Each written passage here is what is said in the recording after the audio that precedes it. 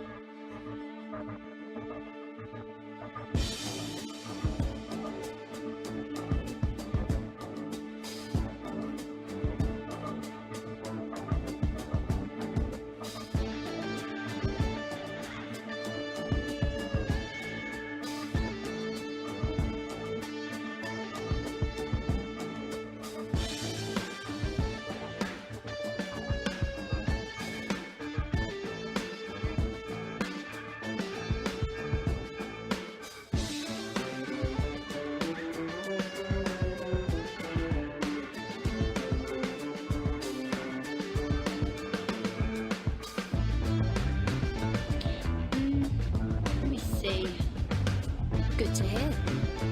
Let's hope your execution matches your enthusiasm. I've got a job for you if you're looking to keep busy. Here are the details.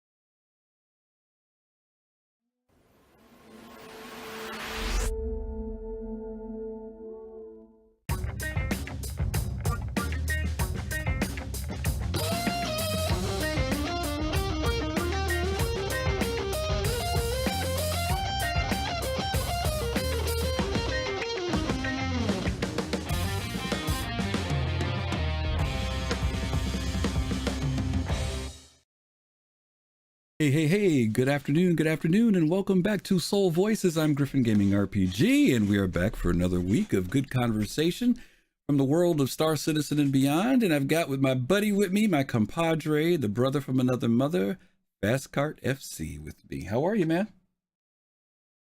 Can you play that last song again? I want to hear it again. No, I'm kidding. I'm doing. How are you doing? I'm doing good. How's your weekend going? Oh, it was pretty well so far. Had some fun. I watched Enemy of the State for the first time last night. You never saw that before? Oh my god! I thought I had, but I hadn't. Was it the 90s? You know, after all these years, we hear these titles and you say, "Oh yeah, I must have seen that," because it's been 20 years now. But no, I was going to say it's been a while for that one. Yeah, okay. Enemy of the State. Yes, woo, boy, classic. To be honest with you, I've been recently going back and wanting to watch movies like that.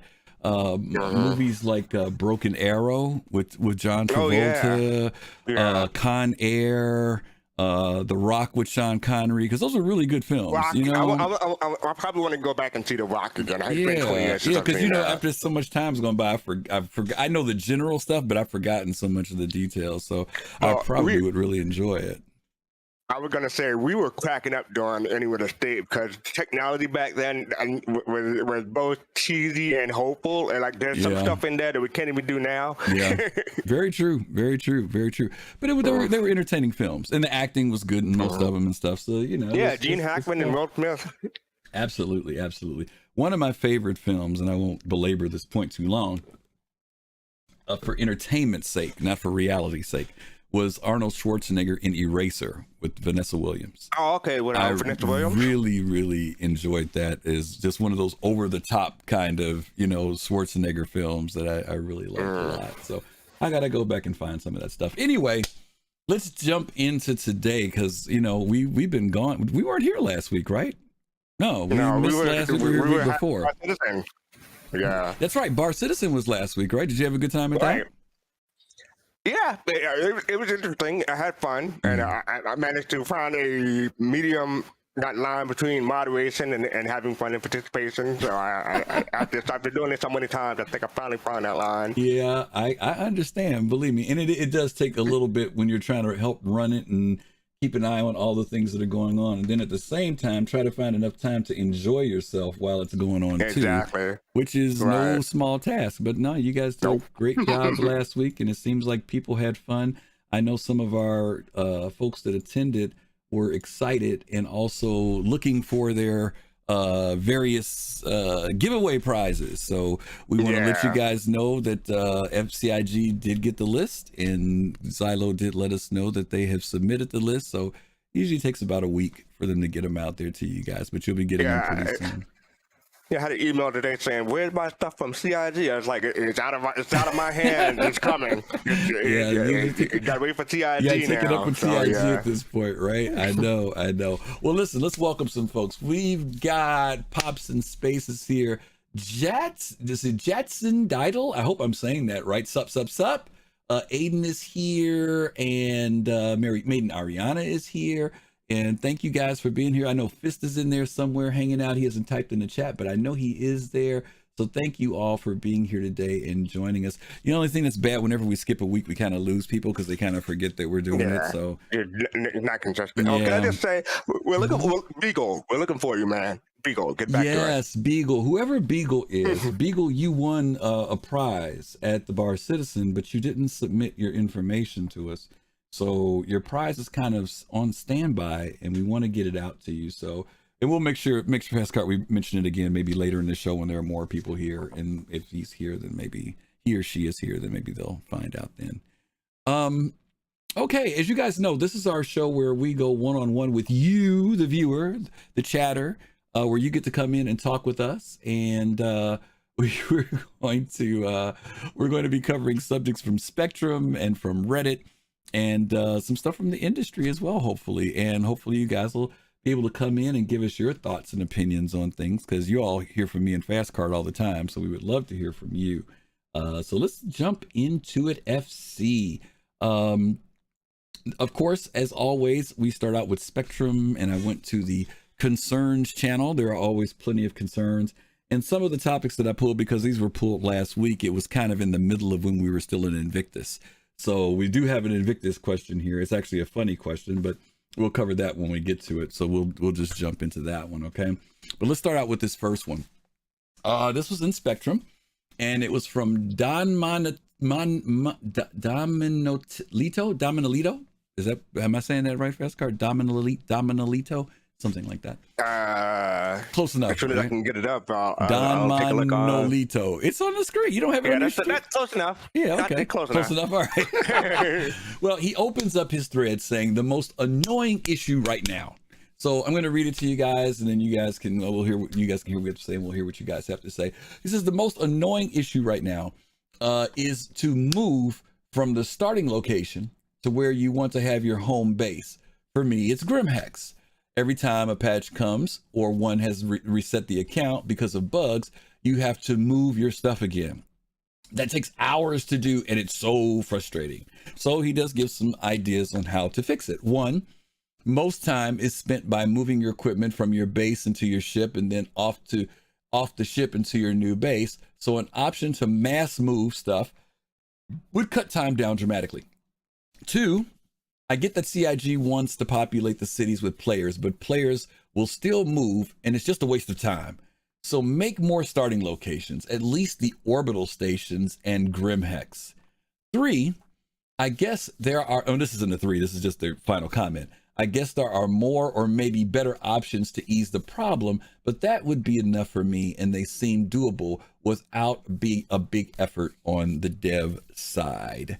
So FC, have you monkeyed around with the whole inventory thing and moving inventory around, or have you just kind of made your home and just said, hey, my stuff is here? I made my home and stick there, and I wait until later until I have to move. But yeah, I just pick a place and stick there. Mm-hmm. Okay. Are you planning on moving inventory into ships or into certain locations? Like, closer to when the game goes live, yeah. But I haven't been. And I know people say that you're supposed to fit out your ships that you fly with your armor and your food and your weapons, and you do that for each ship that you intend to fly. I haven't been doing that yet. Are you thinking about doing it to test it out, or are you going to wait? Because I mean, if you wait, I mean, I get waiting to a certain degree, but don't you want to be familiar with the mechanic at least, so that when it's time to do it, you're ready to go? I do want to be familiar with the mechanics, but it seems like every time I get familiar with the mechanics, CIG change the mechanics. Yeah, so kinda.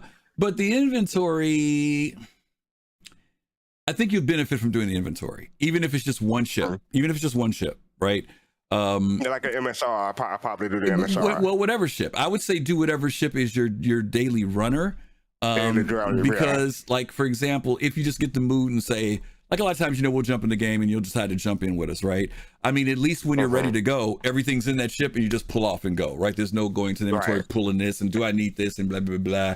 You can put like your ship blows up. Yeah, well, but that's fine. I mean, that's fine, right? That's not a big deal. But I'm saying, if you, like, for me, what I do at some point is I put all my stuff like at all of the orbital stations. I have like duplicates of everything. So there's like 2 of this suit, 2 of that suit, 2 of this gun, 2 of this sniper rifle, 8 of these med pins everywhere, so that no matter when I'm playing, I always know I have stuff there, because some of the stations, as you know, don't sell certain things, right? Right. Now let's go to this person's concerns here, because they're saying that it's annoying. Well, they mentioned a couple things. One, that people are going to move where they want to move, and because Grimhex isn't one of the starting locations, he has to start somewhere. I don't know, maybe Orison, or maybe starts a Crusader. Then he has to move all his stuff to Grimhex, right? Right. I mean, I understand the frustration, but what do you think? And there is a certain kind of gameplay too. If you start finding it frustrating, find a buddy who has a big ship who can help you move your stuff, and offer them pizza when they're done. That's a possibility, but believe it or not, they increased the capacity on ships this last patch. It used to be something like 10,000, and now they're like 100,000, some crazy number, right? So it takes a lot, unless you got a small ship, right? If you got like a freaking Aurora or something where you're up the creek. But to your point, you could have somebody that would assist you. I think the person is just frustrated because it's one of the things they mentioned here was character resets, right? When they do a character reset, their stuff goes back and rebounces again. I understand a little bit of the frustration, but you don't want to always seem like we're falling on that attitude of, well, it's an alpha, it's in testing, but in many ways that's still the case, right? And he talks about people being able to spawn wherever they want to, and I know that that's probably going to be something that happens later, but I think that there's maybe some method to the madness behind why we only spawn at the planets right now. We don't spawn at the stations. We don't spawn at Lagrange points, and I think there's a reason for that. I'm guessing that CIG got all the data that they need from when we used to spawn at stations, so now they need data from spawning at the planet. Yeah, and there may be some other issues in relation to server loads.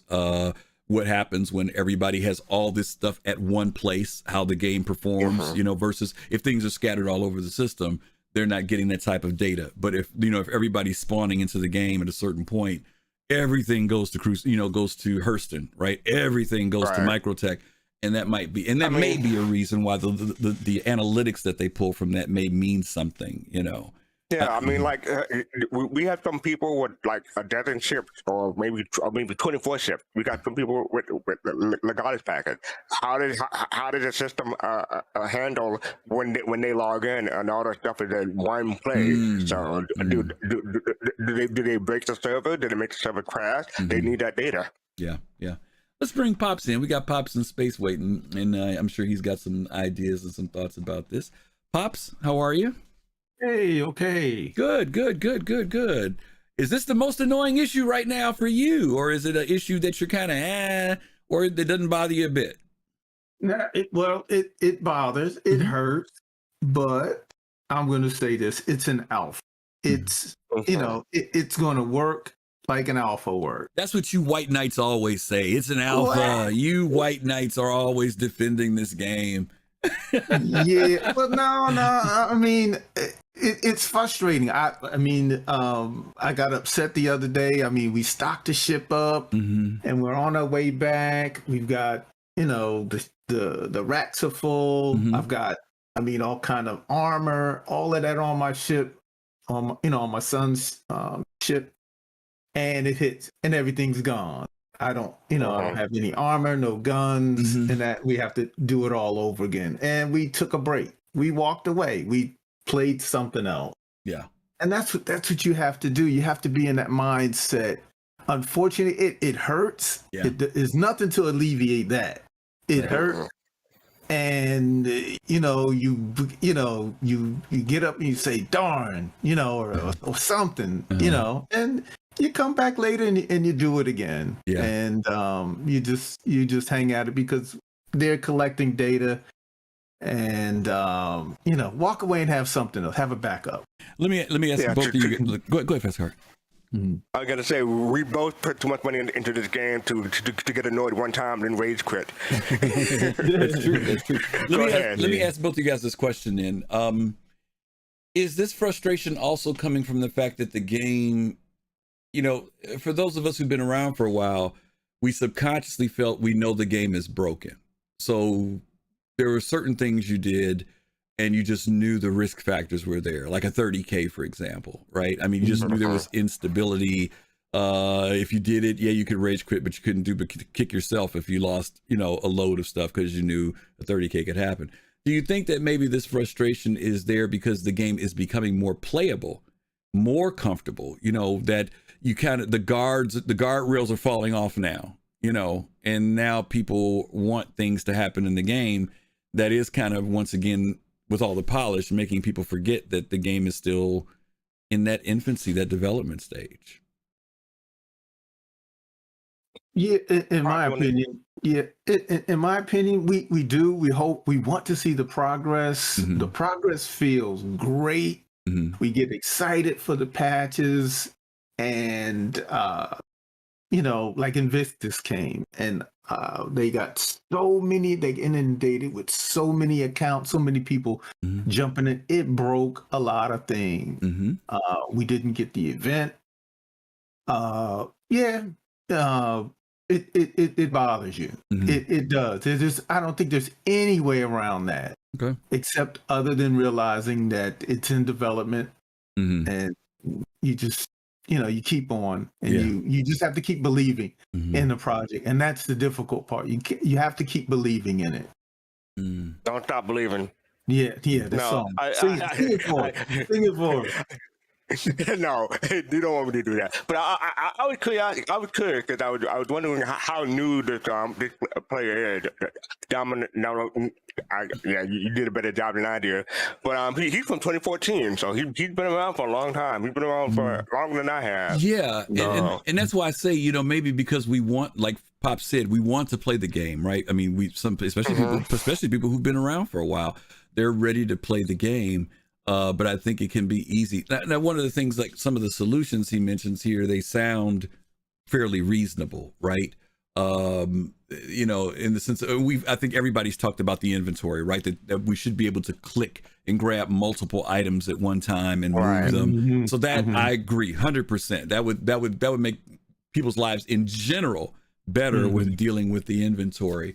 But the issue about players being able to populate wherever they want to, I honestly believe that there's some method to the madness behind why CIG is not letting that happen right now. Right. So I think that, great suggestions, great idea, but I think that there's probably some method to the madness on that. So, all right, Pops, thank you for stopping in, and we will, you're always welcome to come back. Okay. All righty. Thank you, buddy. Thank you. We appreciate you.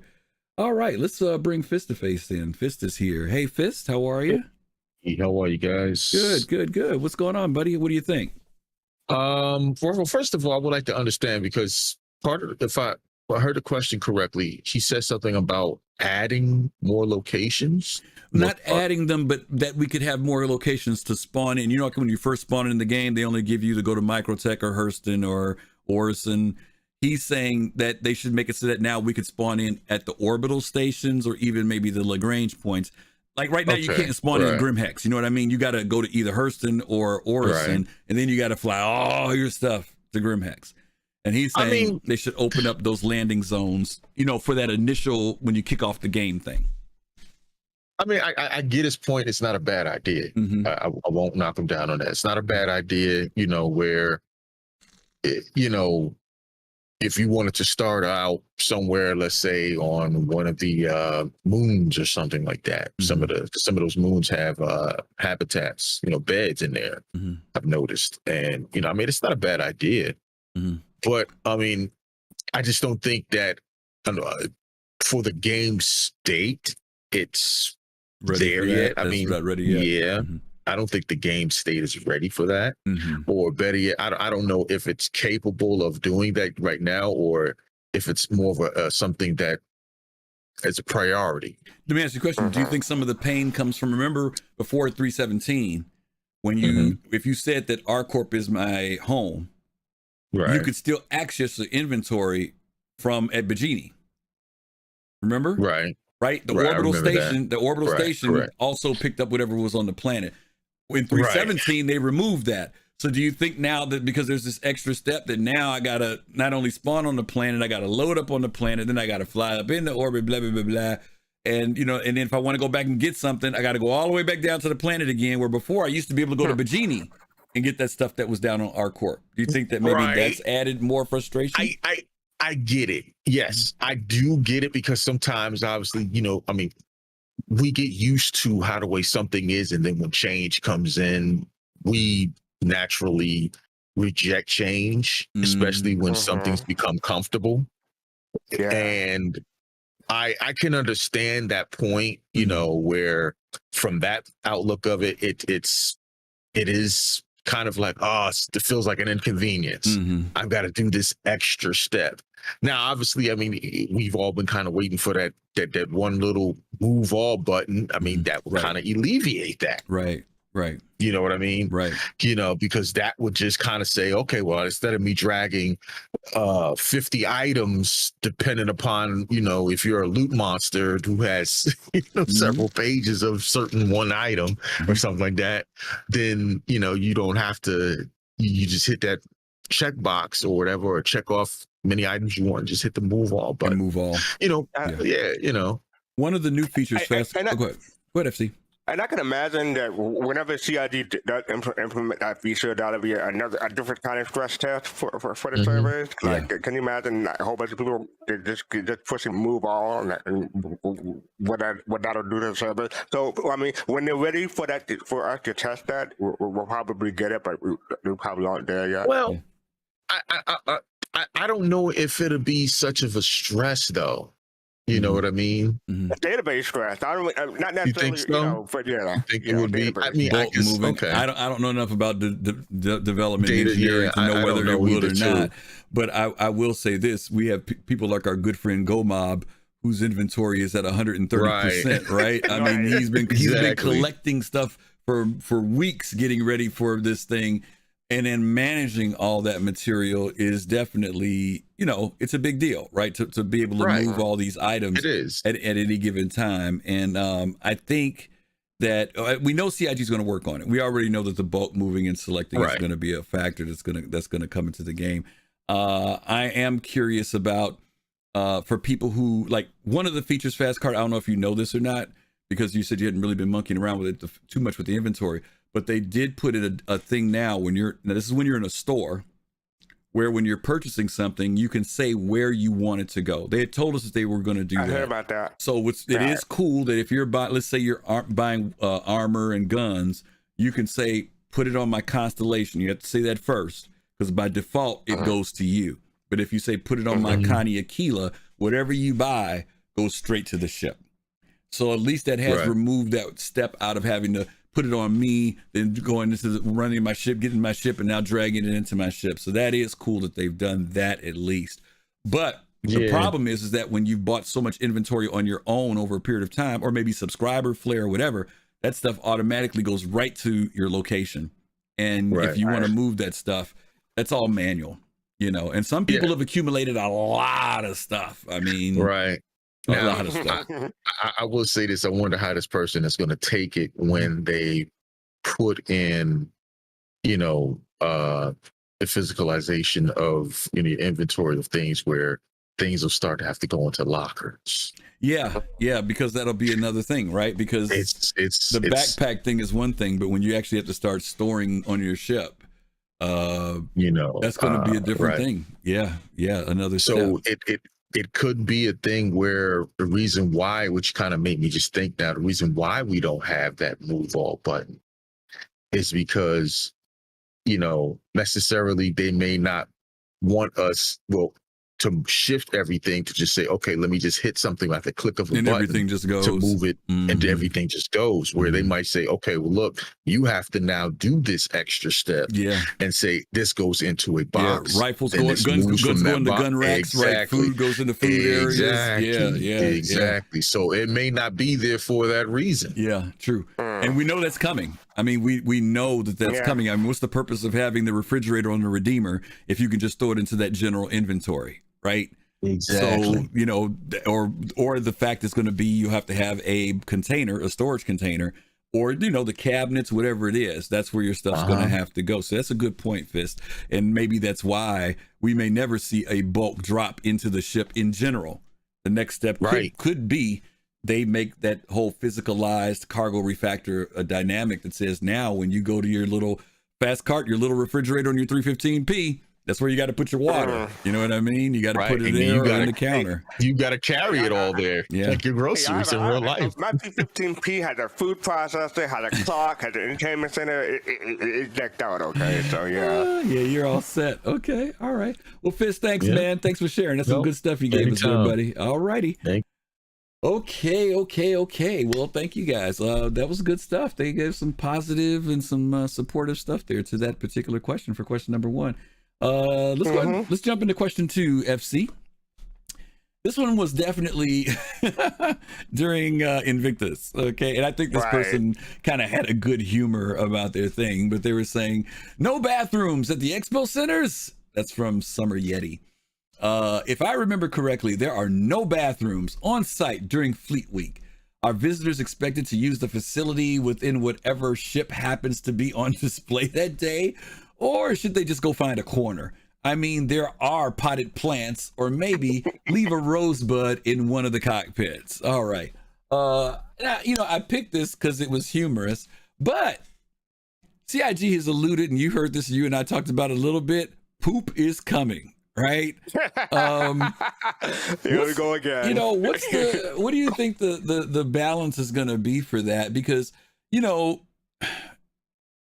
I'm always amazed, the longer we've been in this project, that something comes up, people get a little freaked out about it, and then once it comes out, it's like, oh, it's not so bad. When they first told us how long it was going to take to cross the system, people were howling, nobody's going to sit around for 45 minutes to cross the system, right? And then they put it out. It first came out, I think, from Port O to Hurston was like 15 minutes. If you had like a class 3 drive, it was like maybe 12 minutes or something like that, 10 minutes, whatever. Right. But now it's down to this time that people feel is reasonable, right? Same thing with food. When they heard about food, I don't want this to become a survival game. And a survival game. And then food came out, and it was like, okay, it's not so bad, right? So poop. Practical, not practical. What do you see the applications? I mean, do you see how CIG could? I mean, what's the gameplay? I mean, seriously. I mean, what is the game? Because there are games that do have that type of mechanic in them, and they do have a purpose in them. So, what do you think about CIG adding this whole going to the latrine thing? They said, I'm going to try to take this seriously, and for at least for a time. The CIG have said that if you don't use the facility after a while, people, NPCs will start avoiding you, or it'll affect your reputation in some way.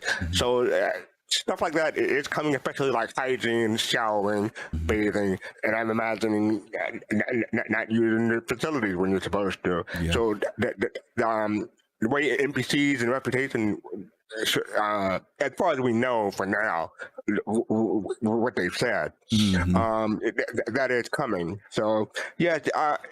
This is a humorous thread, and I can see where it's going to. But all I can say is, if you set your spawn point at Orison, you just use the facility before you leave your hab, right? Or if you're coming down in a ship, use the facilities on your ship, unless it's Drake. That's a good point about something to consider when you're buying the drink ship, right? By the way, Right. you guys can come in and talk to us. Don't forget, this show is about you guys coming in to talk with us and giving us your thoughts and opinions. So the link is right there, right beneath the video down there in the description area. Click it. Come on in. You guys can have fun and talk with us one-on-one. FC in Scum, they actually created the mechanic where using the bathroom has an impact on you when you don't go. And there are things that you can do in your diet that can also set you off also. Now I'm saying this because they actually have given some thought to the mechanic. It's not about the pooping dynamic, but it is about the fact that taking care of yourself, right? And CIG has already put in, we're going to be doing a show in a couple of weeks called Indigestion and talking about food, because they've written out like did you know this? There are 60 different types of consumable foods in the game. 60, and they have different characteristics. Some are hyperbolic, some are they're buffs. There's all types of stuff, right? So if we start tying that in and say, you know what, if you eat a protein bar, your times to have to use the bathroom could be 4 hours. If you grab a burrito, you may have to go to the bathroom within 1 hour. You may also be impacted on stamina. Better foods, such as the fruits, things of that nature, could buff you, make you feel better. You decide to eat the ice cream cone and the junk food. You have a crash. Now, I threw this question out to Colossal, and I said, do you think that they will make food like it is in real life, where bad foods are more accessible and better foods are less accessible and more expensive? So probably depend on where you are. Like you're on Terra or maybe Earth. Right, but let me give you an example of what I mean. If you notice, when you walk around a lot of the places, crummy food is everywhere. If you notice that, there's only one Garcia Greens, but there are freaking hundreds of pizza places and hot dog places and burrito places, right? So I'm saying that's the way it is in real life. Exactly. The foods that are not so good for you are much more accessible and cheaper, right? And then the foods that are better for you might be that that protein shake that you get at Garcia's Greens, which right now the prices aren't balanced. But let's just say, they say for that protein shake, it's 10 EUC, right? For 10 of them. But if you decide to go drink a fizz, it's 2.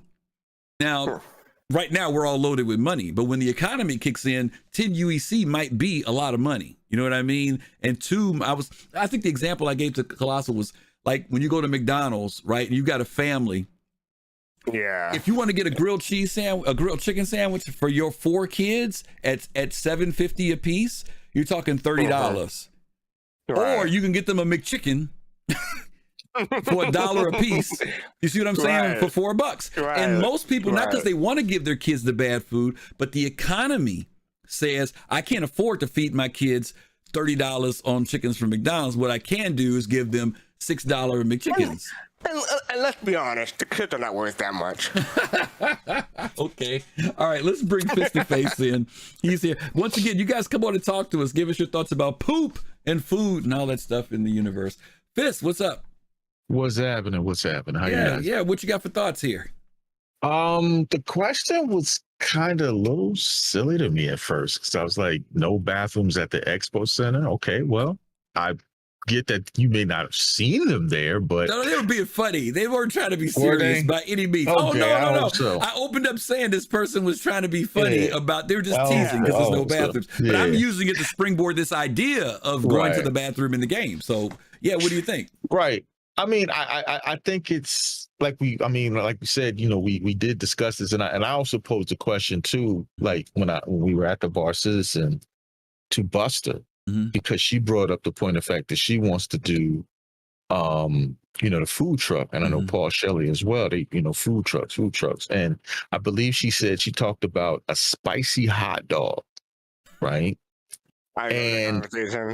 Right. So the thing about it, I said, well, okay. When I asked her, I said, well, listen, that's cool. Let's say they put that in the game, but what are the ramifications of a spicy hot dog to that player? You know what I'm saying? Because, not to be, gross or anything, but obviously we know what goes in what goes in hot is going to come out hot, and that's going to have an effect on your person. Right. Do they do they have? Does your character react well to that hot dog? I don't know if I mean, the mechanics at that level get pretty intense. Right. I mean, I think that, and I'm not saying that they couldn't do that. I'm saying they got like 5 different hot dogs now. Buster may want a spicy hot dog, but if it's coming, it's going to be a long time before they get here because they got to balance out the foods they have now. But to your point, let me say this to you. People have always said this statement. Well, what are we going to do when we're in quantum? Guess what one of the things is you're going to do? Yep. You go to the bathroom. I mean, not to be funny, but I'm serious. If you know that you've eaten and you're getting an indicator or something that's letting you know that you're and you're going to go down and do, bunkers or whatever it is you're going to do, one of the things you're going to do before you get off that ship is hit the can. There might be a line in front of that sucker before you get to your destination, along with maintenance and other things that you could be doing on the ship. So I'm saying, go ahead. Right. And you're correct. But what I was also trying to explain too was that does that hot dog have an adverse effect where, okay, you can go to the bathroom and then that particular event is done. Whereas, let's say if you, in Icarus, you eat something and it's potentially not good for you your body or something like that. And then, good, I'm sorry. No. I mentioned this earlier. If you go in and read the nutrition guide in the game, that exists now. It exists with food. It exists with drugs. All that stuff is there. Now, just because she picked out a spicy hot dog, that's inconsequential. We're just saying that food is going to have an effect on stamina, health, regeneration, all that stuff. Now you're wondering whether or not there's some, you're right. It goes in hot, comes out hot. Well, even if that's the case, what difference does that make to you playing the game? They ain't gonna make you stand there and run in one place. So, but I understand what you're saying. Though. And here's the thing that I was thinking of was that you could be tied up in that toilet for longer than expected. That could happen.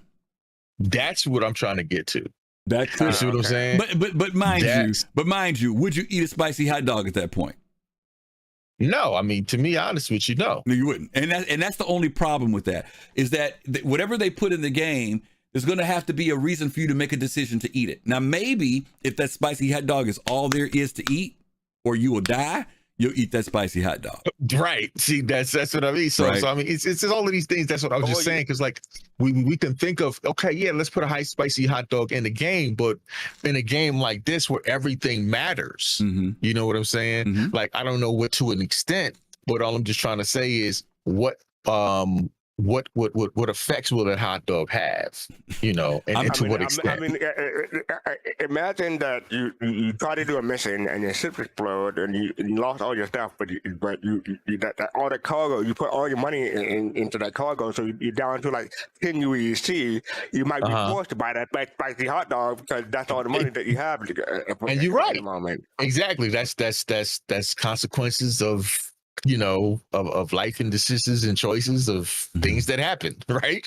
I'm gonna send you and your theory crafty over to another streamer. Okay, you already know where I'm going. Okay, all right. Thank you, Fist. But one thing I do want to say is that CIG can alleviate this by giving it high quality suit to let the filtrate all that stuff. So you don't need facilities at the expo. You just have a suit. No, then there's no gameplay. See, that's eliminated gameplay. You already know that that's not going to happen. All right, thank you, Fist. We appreciate you, no brother. Problem. Anytime. Thank you, Fist. All right, let's bring Pops in. Pops, I ain't trying to hear about no hot dogs. What you got for us? All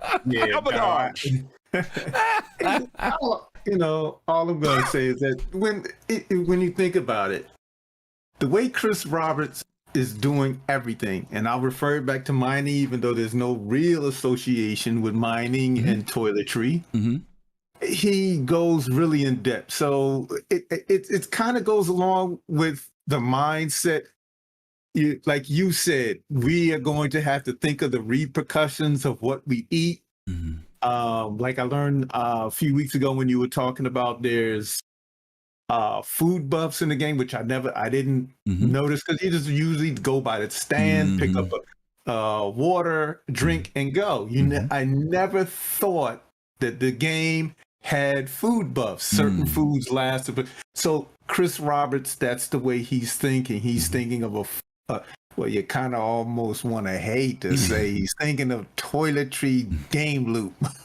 Yeah. Hey, I said it. Yeah. It's out there. Yeah. So, No, that's a good point, Pops. And there is, I don't think it's going to be as frivolous as some people have made it sound, or that people don't think that it will have that level of impact. Like I said, if you haven't done it yet, for those of you who haven't, check out the nutrition guide, because the nutrition guide does outline all these different things, that the different foods, how they respond to the different drinks. When you buy them, even if you just buy them direct, the quick buy, you don't see it. But if you go to your Mobi-Glass, there's always a description, talks about what the food's impact is on you.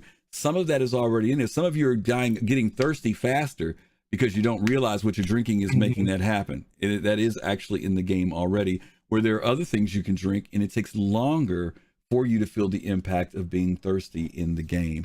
So yeah, that's true.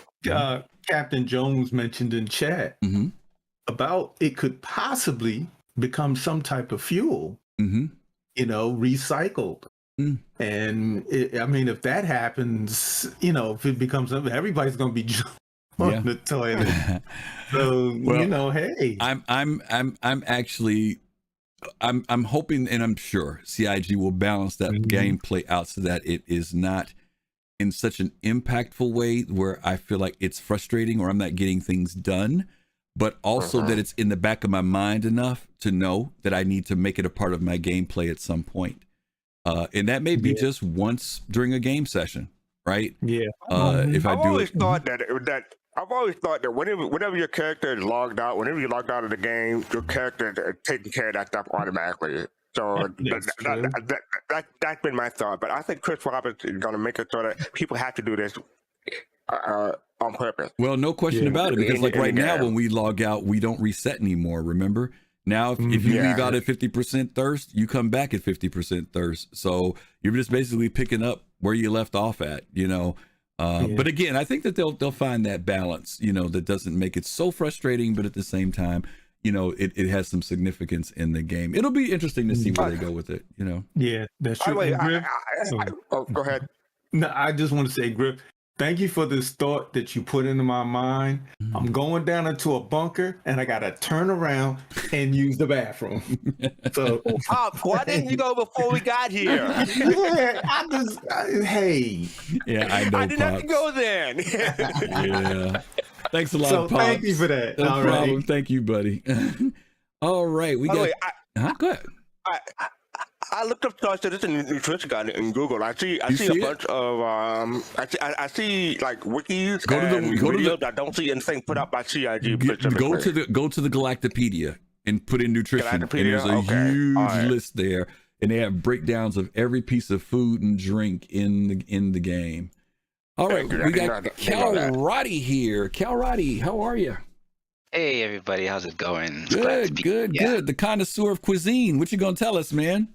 Oh man, are you the Pied Piper of poop? Which one are you coming at? I don't know which one you're coming in. Oh my god! I would say both. Man, I've been sorely intrigued by this whole concept ever since I came back from the Expo, because I was eating. It was the first time that I actually really looked into the nutrition guide when you open up your Mobi-Glass, because I was looking at the different burritos. And I was really, really hungry. I came from a mission, and I was just, I just visited Invictus and everything, and that was during the RSI day, yeah. And I was hungry, and I just decided to quick buy. I think it was a burrito, and I was curious because I never looked into the nutrition guide, right? And after that, I saw and I realized the kind of quote-unquote buffs or effects that it adds to the character. Now, how I see that whole connection with the bathrooms, I always thought that bathrooms and the use of those can act as a way to debuff those statuses, So that's my takeaway, because, for example, we know we'll eventually be needing to use the bathroom in terms of showers to eliminate hygienes and those things. So those kinds of debuff effects, that's what I've been thinking about, for example, let's say you really have to use the bathroom, right? But as a result of not using the bathroom, you pass gas, right? So you're passing gas in a shop or in a store around a vendor, and we know how they're training these NPCs to react to certain things. So that's the kind of direction that I think the need to use a bathroom could also go into. So that's all the whole kind of thinking that I'm thinking of in terms of using the bathrooms and debuffing, both in terms of using the toilet and using the shower to debuff those effects that eating and those things will add. That goes to what Fist was mentioning earlier too, about what happens if you eat something that has a negative effect on you. Exactly. That maybe that becomes the way to deal with it. Maybe he had to eat that spicy hot dog for survival reasons, but once he's someplace safe, he says, let me get this stuff out of me because maybe my stamina is only at 70%, or my performance, something has changed and my character can play. So that's a really interesting way of looking at it, that the toilet has a different function beyond just, responding to the fact that your body has to go, but you actually can choose to go because it will help you. I love that idea. CIG, exactly. I hope you're listening to Cal Riley. You hit that one from a different angle. That's cool. Because we actually have two types of, I call it two types of debuffs. We have passive and active with regards to the medical gameplay, because with regards to the BDLs. So let's say you inject yourself with some kind of drug, and the passive way is for it to gradually decrease the blood drug level, but then you have the active way of using Resurgera to actively or increase that rate of decrease. Right. So it's the same thing with eating the spicy hot dog. You can just let it passively drop, or you can actually increase the rate of debuffing that effect by using the bathroom. I like that. FC, what do you think? I think this had the potential for combat, because imagine if you eat something bad, you pass gas. None of the NPCs can pass that point where the gas is situated. So yeah, combat capability. Yeah. Oh yeah. The gas gameplay, man. Gas gameplay. Okay, on that note, thank you, Cal Roddy. Anytime, guys. I love the show. Gas gameplay. That's pretty good. Okay. All right, let's go on to our third topic. This one's a little bit different. We're going to move on from the poo fast cart. We're going to move on. You got to admit, I was pretty good during that whole conversation. Yeah. Okay, this one is from our Reddit. We're moving from Spectrum to Reddit. And as always, I usually try to find something interesting. And this one comes from Star Citizen Refunds. And the title of this was "The Hopium is Strong with These Ones." And this came out after Chris Roberts's letter from the chairman, right? Where he gives us this long thing and information about, the future of Star Citizen. So what I want to put up on the screen for you, Fast Card, and you haven't seen these yet, is I want to put these up and so you'll know what this person was referring to, because this person actually took the time to go into threads and copy what Star Citizen backers were saying. It's like about it's like one of those ransom notes where they had different letters. Yes, that's exactly what it's like. That's exactly what it's like. They actually went in and copied all the different things that backers were saying, and they put "the Hopium is strong with these ones" as the title. So hopefully I'll get this right when I bring this up. So let's switch screens. I'm gonna go there, and here's the first set. Okay, so I'll try to read these because it's kind of small. Hopefully you guys can read them. But the first one says, "Call it a hot." This is a backer. "Call it a hot take, but Star Citizen is still on track to become the most valuable IP in all of gaming history. With all the talk around the metaverse and nothing but failure surrounding it, CIG is in the unique position of actually constructing the thing everyone says they want. We have reached critical mass. The idea of Star Citizen has taken form in public consciousness, and people are hungry for it." Fast Cart, we're hungry. All right. The next person says, that previous topic just proved it. Yeah, right. This next person says, "This is it. This is where the dream begins to become reality." Next person after that says, 2023 will bring the most important changes for Star Citizen and its future."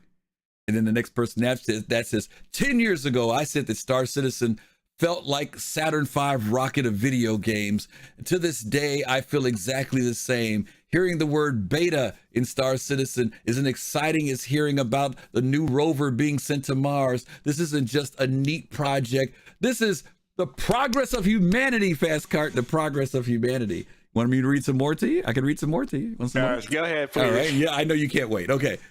You, you can't rush art is what comes to mind when I think about the state of this game. I hear so many people just calling it a stupid scam because it's been in this state for years. Well, checkmate. The time is nigh. Another person says, it is also a little euphoric, as if we're witnessing history being made.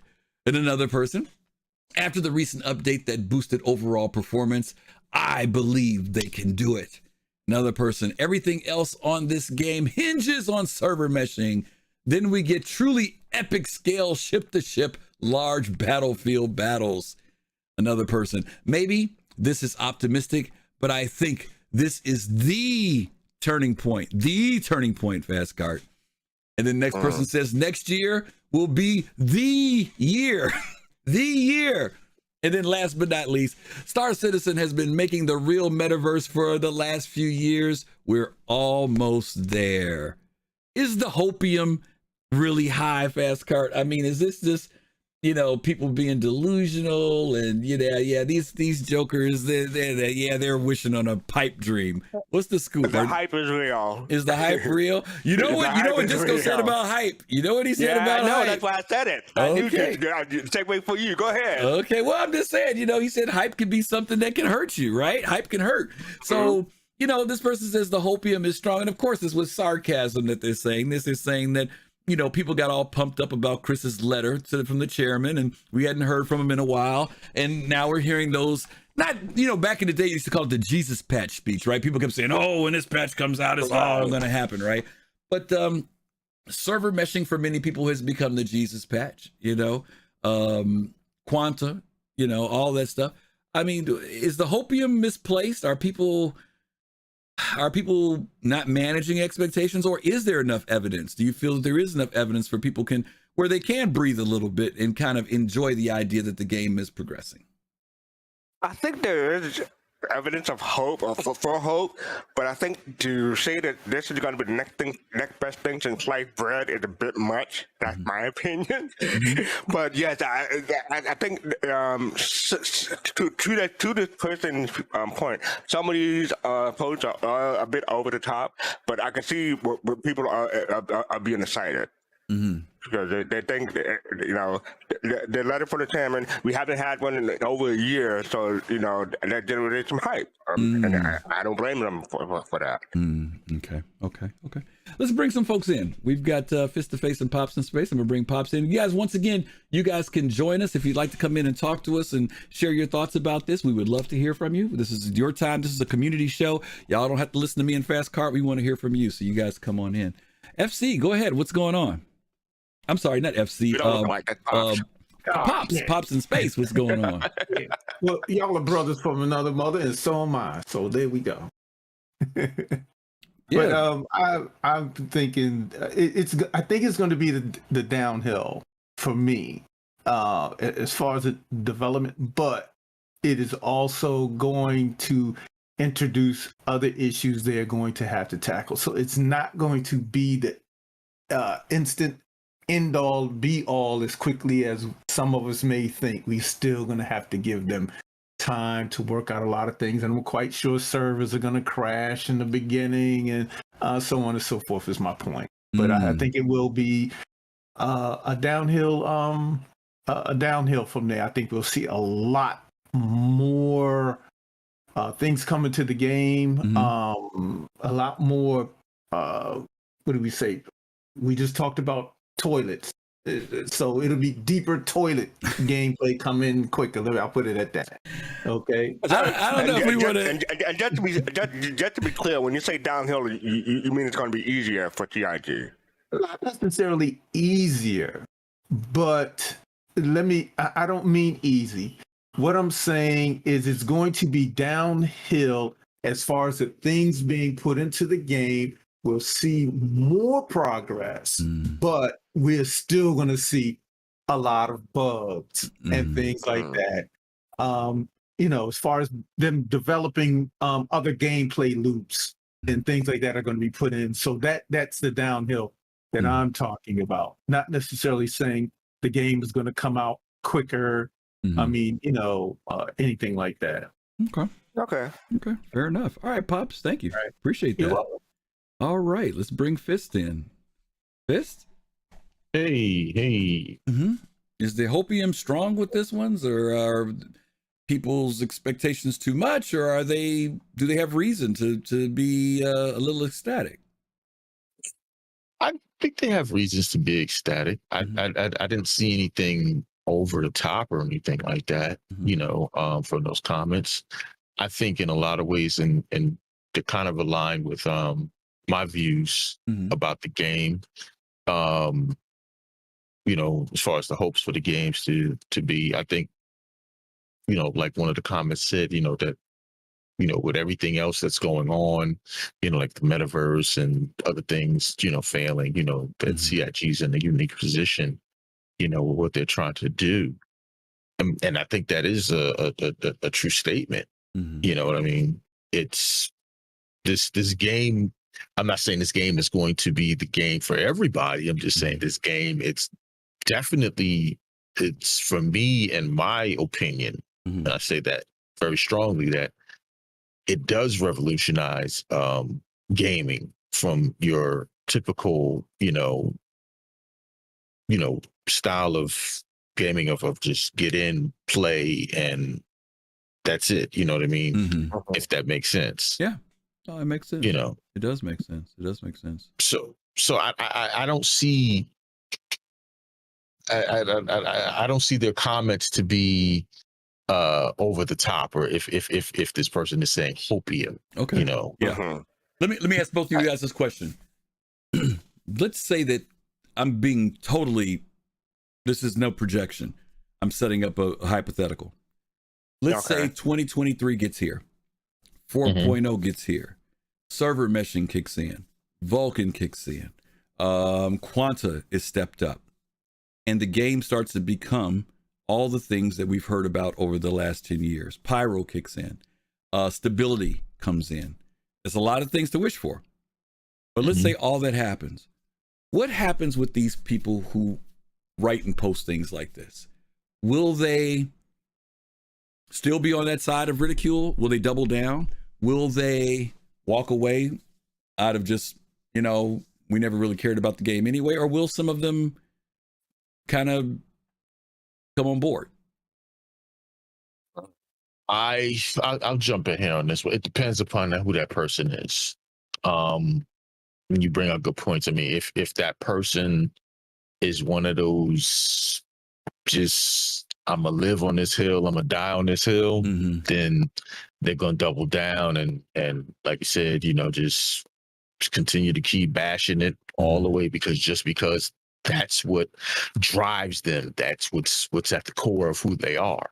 I think, like you're saying, that's more of a psychological thing of about who that person is and how the way they will respond to when all of those things do come in, because obviously, from human nature, we don't want to be wrong. We fight over being right. We fight over being right even when we see it's wrong. And we'll still try to find a way to figure out, well, I was right about this something part, in there. Yeah, at least some part of it, right? I was, let me find something in this. Yeah, they got it done, but it took them 12 years. Yeah. Yeah, let me still feel good about me being wrong about being right. Okay. Right. Okay. What I was going to say is that they're going to move the goalpost. I think exactly. I think they're primarily they're going to stand on that hill and die on that hill. You ask if anyone's going to change their mind and start playing the game. I think that's a very, very, very small minority who do that. Who are members of that subreddit. I think most of them will say, a lot of them will say, whatever. But I think quite a few will say, they will find something else to nitpick. Like, it's taken 10 years to do all this stuff. It should have been done in 7. Something like that. It'll always be something, huh? No matter what. It'll always think be, there'll always be you know, something. Always be something. what can you do? Yeah, You yeah. know? Okay. No, thank you, Fist. Good points. Appreciate you, brother. No problem. Good stuff. All the time. All right. Anytime. Wow, that's deep. Let's get some shout outs real quick. Zaylin is here. Galky, saw you come in, Galky. Instigator, thank you for being here. Mad Titan, thank you for being here and all the stuff you guys are sharing. Pickle Skin calls Fast Cart the best cart. Yes. Good to see you guys. And Captain Jones, good to see you as well. Mr. Will, thank you guys for being here. And is that Paseo? Thank you for being here as well. Appreciate you all coming and hanging out with us on a Saturday. Yeah, it's interesting, Fast Cart. You know, I mean, I know we go in and we pull these different things, but it's even after all these years, it's still interesting to me to see where people's heads are in relation to Star Citizen.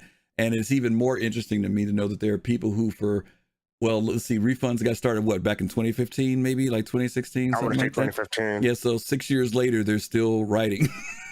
7 years later, they're still 7 writing. years, yeah. Still writing.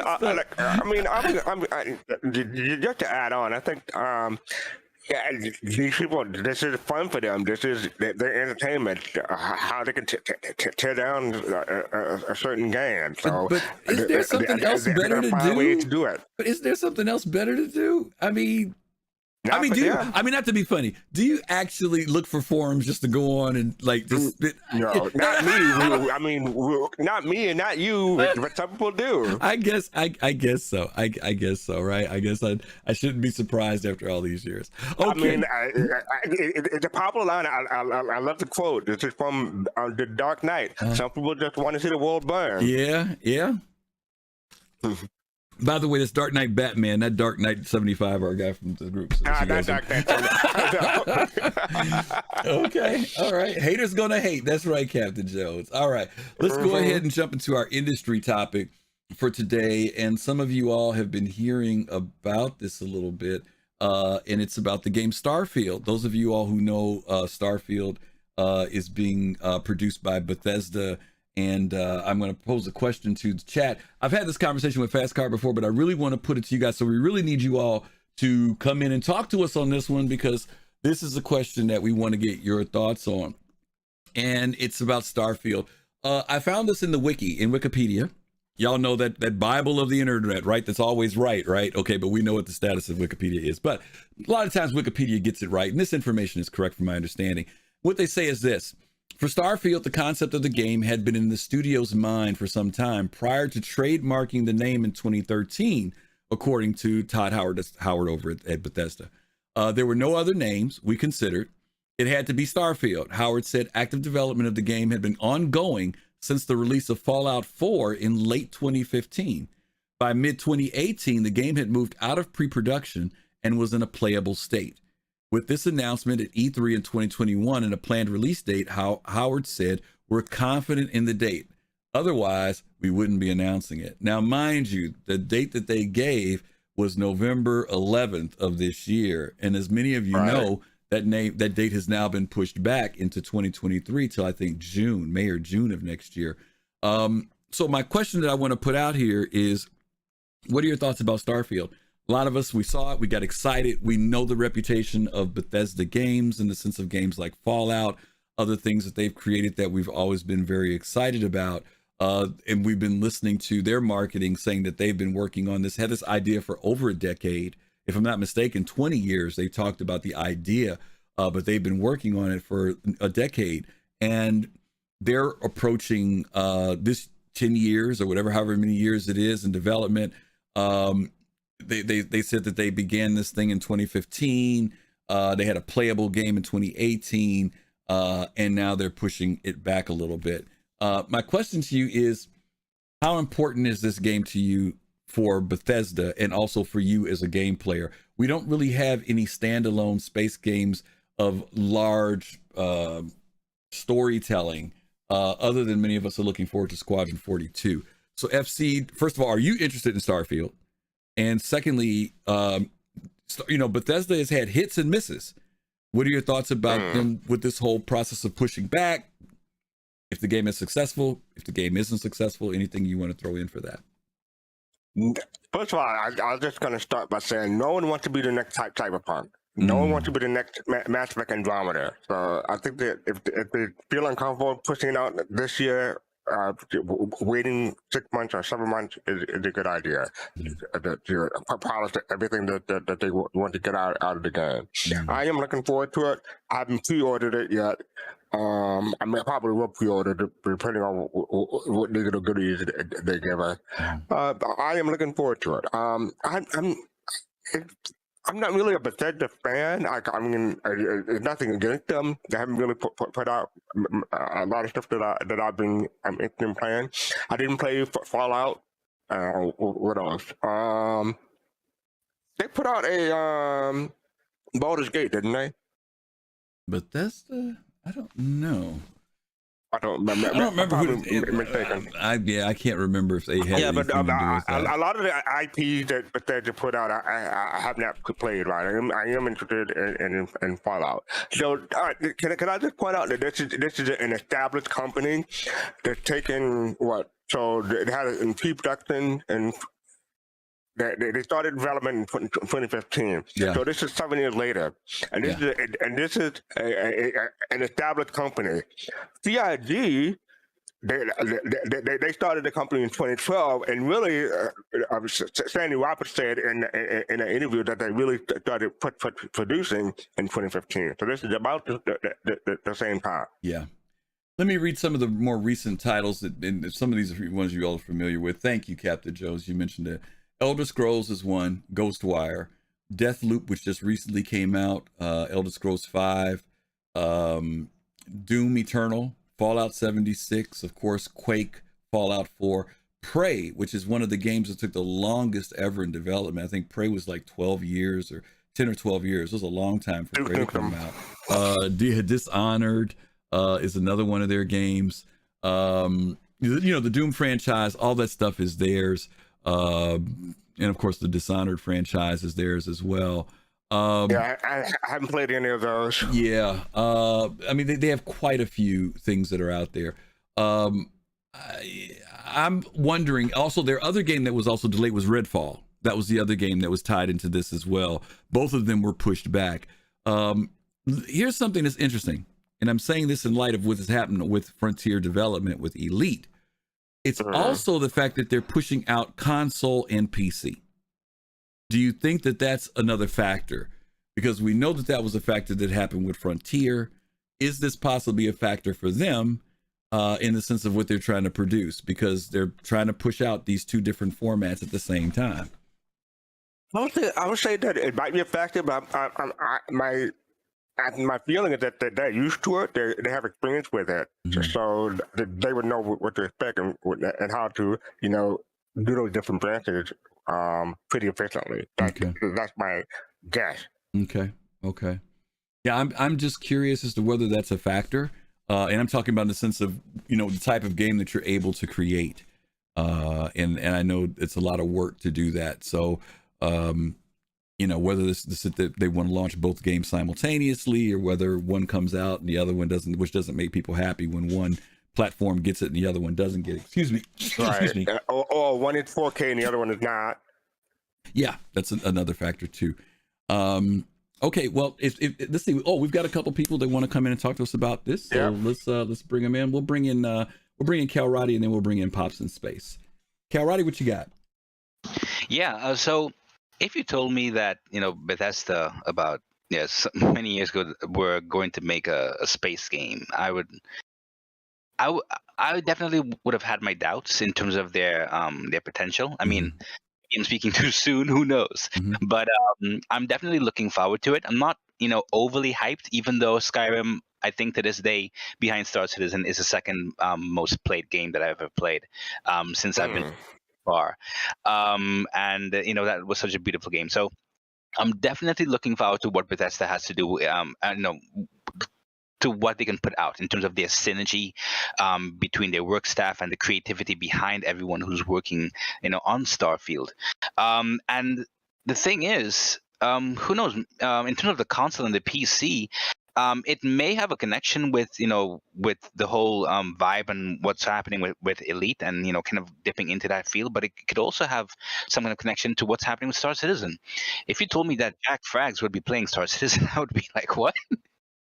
And look at what's happening now. A lot of the more mainstream players are actually jumping into Star Citizen, not necessarily because Star Citizen is bending to the will of the mainstream environment, but because of the whole essence of Star Citizen as a space game is also appealing to those who thought that maybe they may not have been attracted to it.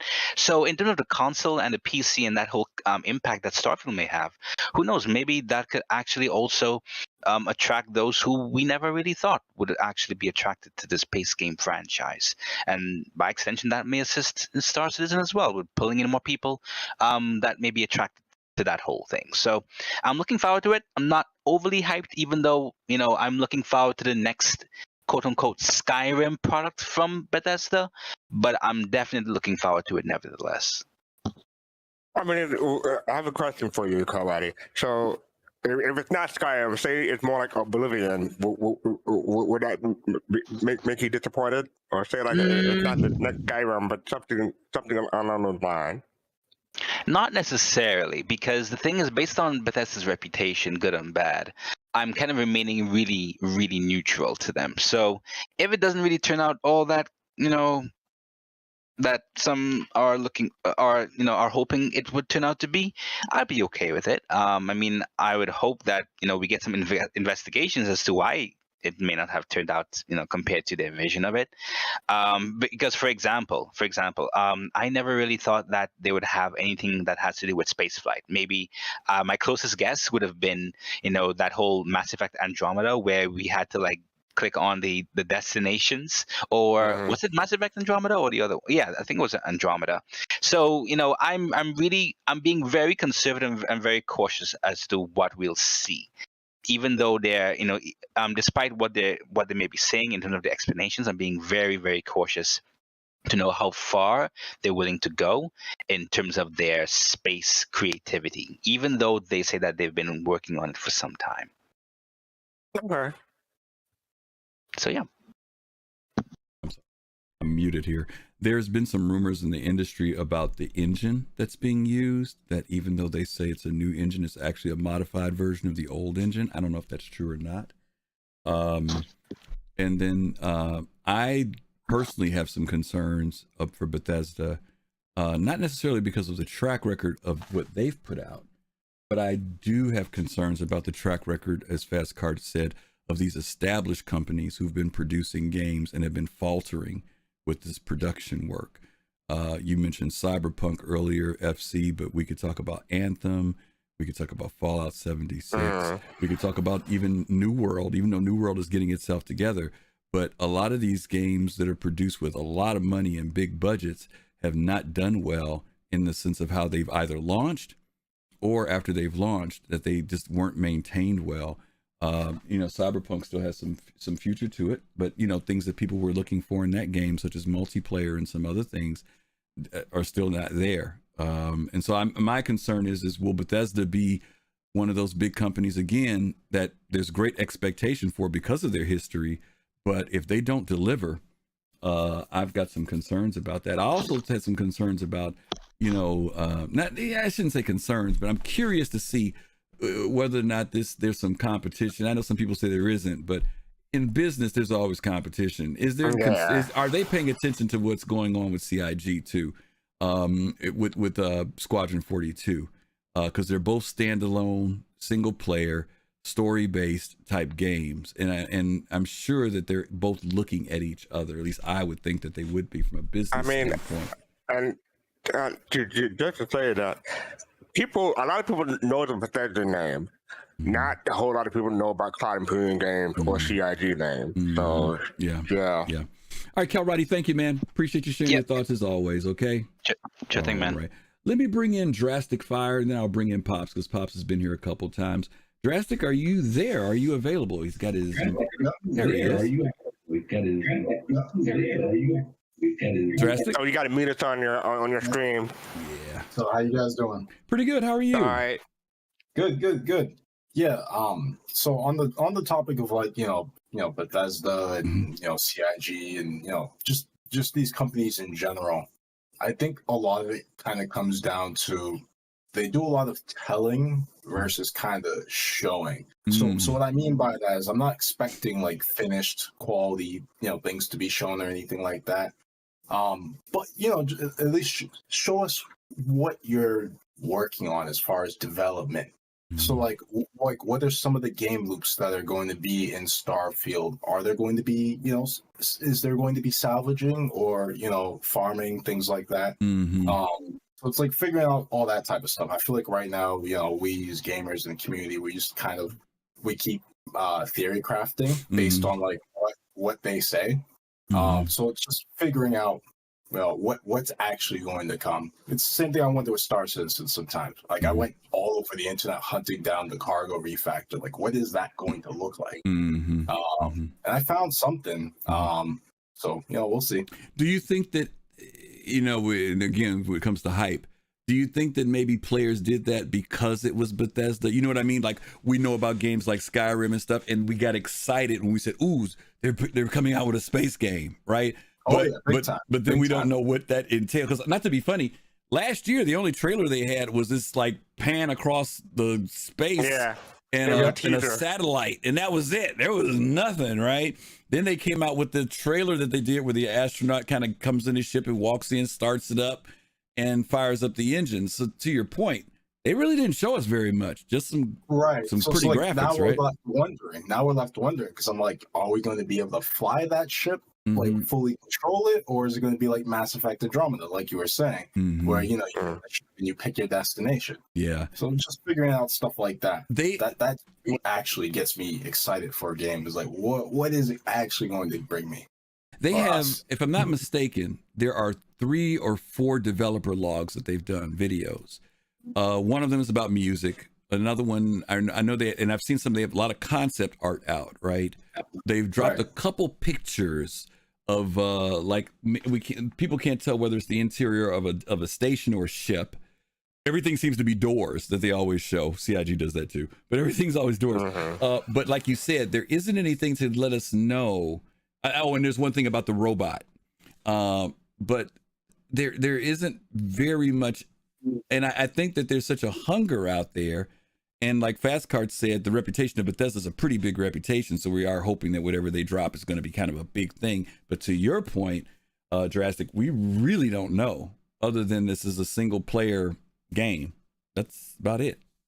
Base game. It looks exciting. Hopefully it's along the Mass Effect style, but with more, actual space stuff. Yeah. No, those are good points. Thanks, Drastic. Thanks for dropping in. Yeah, make sure you come back and visit with us again, okay? All right, that's good stuff. Good stuff. All right, and let's bring Pops in. We'll bring Pops in. Hey, Pops. Hey, what you got to say about this thing with Starfield? Well, first of all, I like to start off saying that, gaming has, it means a lot. I don't know how to begin to really say this, but you think of all that we put into gaming nowadays. It's not checkered. This has become so much of our lives. It's intertwined with a lot of things. We get to meet people from around the world, from different places. That, even within the United States, 100, 200 miles, thousands of miles away. And we can be there with these people. We can have our opinions on them. We can do things on YouTube about them. And the whole thing, I agree with everyone, Cal Roddy and them. We expect, and they need to deliver. I was in Fallout 76 with the engine. I heard about the engine, what they did. I got out because I don't want to get. I got into Star Citizen because I found out that they took CryEngine thing. They took it all apart. They are making it their own, so it's entirely different, even though that was the beginning skeleton to it. And I believe in it. I've put thousands of dollars into this game because I believe in it. I want to see it succeed. And again, like I believe it was what Drastic just said, show us the money, but deliver. deliver. Do you think that Bethesda will, that this game will be, from what you've seen, do you think that it will be successful? My hopes, like Karate said, my hopes are there. The track record on 76, I'm cautious. I don't think I will pre-order it. I will wait. But yeah, it's got my hopes up. I want to play it. I want to, hopefully some aspect of multiplayer in there with it, so I can play with my friends, play with my son, and socialize with these people, because that's what games have become. It's become a social thing. Right. Can I say? Can I tell you something? You're talking about pre-order. You say you're not going to pre-order. For me, a big thing is for games, especially games that I've been looking forward to, is collectible. Like I bought the $150 collector's edition of Star Wars: The Old Republic back in 2011. I got the ship from Homeworld, the remastered. For this one, I don't see myself getting a collectible. I think I'll just buy the deluxe version or maybe the base version of the game and see how it goes. Yeah, this is the only game, and we've kind of touched on this before. This is the only game where I've collected, and I'm going to say this because I know that my Polaris that I have, I may take that thing out eventually, maybe once, maybe twice a year, and realistically at the most. So it's kind of a collector's thing. It's something that I have. When I saw that ship, I mean, I took my Connie and I said, "You're out of here," and I CC you up to that, because that baby is gorgeous. You looking forward to that? Okay. Yes, but I know realistically that thing's not gonna come out of my hangar, but once or twice. Just wanted it. That's okay, Pops. You can treat yourself. There's nothing wrong with that. You can treat yourself, and you're helping with the development. Okay. Yeah, exactly. Great thoughts, Pops. Thank you so much for sharing that with us. Okay. Alrighty. FC Starfield. I guess we will just have to wait and see, huh? Yeah. That's the way the thing is. You gotta wait to see if it starts. Citizen is quite 42 is also, so there's not much change in that. But you know what? That's a year from now for Starfield now. I mean, I'm gonna be honest with you. I was kind of looking forward to it coming out this year. Oh my God. Don't say that. Well, I mean, you're right. Hey. No, but're right. I mean, you're absolutely right. They could delay it again. Wow. Okay. Yeah, so you say it's at least a year. Put it that way. At least a year away. Oh my God. Okay. Well, listen, I know that my camera is not on the next screen because I forgot to put it on because my screen was crazy. And I don't know if you're on that screen either. So hopefully I might have to come back to this screen in a minute. So I'm going to go ahead and change up here. Let me shut this off first. And we're going to take a stab at this, y'all. If y'all don't see me in Fast Car, just know that we're still here. Yeah, that's what I figured. Okay.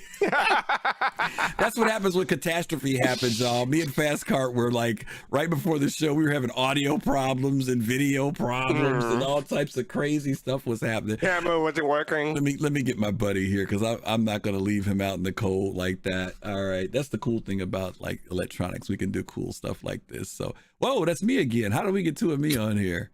That's not what I wanted. You're just that pretty. You're just that pretty. No, you sound like Muhammad Ali now. Where's your thing at? There, copy, and let's go back, y'all. We got to have Fast Cart with us when we close out today. There's no way I'm leaving my brother out. Okay, there we go. All right. Okay, so we're wrapping it up. We have had a great time today, as always. Thank you guys. Those of you who came in today, Drastic Fist, Calrati Pops, thank you guys for sharing your thoughts with us on the show. For those of you who came in, sat in on chat and tossed in some cool ideas and things in the chat, we appreciate you for that. Tomorrow, Fast Cart, we're doing our show, Concept to Reality. I can't tell you how much research it took me to do. That's why I was getting no sleep last night. That's why I'm tired today. Yeah, this one took a lot of work. But we are doing a show called Concept to Reality. And what it means is basically that. It's talking about what happens from the concept process all the way to when we get ships in the game. Now, mind you, this is really going to be focused more around ships, not just the entire development, because there was more than enough just to talk about ships and how we get them in our hands from what we call concept to what we know is flight ready. But some of the images right there on the flyers, you can see, believe it or not, FC, that was the M50 upper left corner back in the day. That was what it was going to look like. And of course, we know it looks a little bit Yeah, it looked like a cross between the what is it, the Miss EX Alex and something else. Yeah, and you can see definitely where the influences come from, like you said, we see it in other ships later, right? And then how about that Carrack on the right? Can you believe that? I can't even recognize that.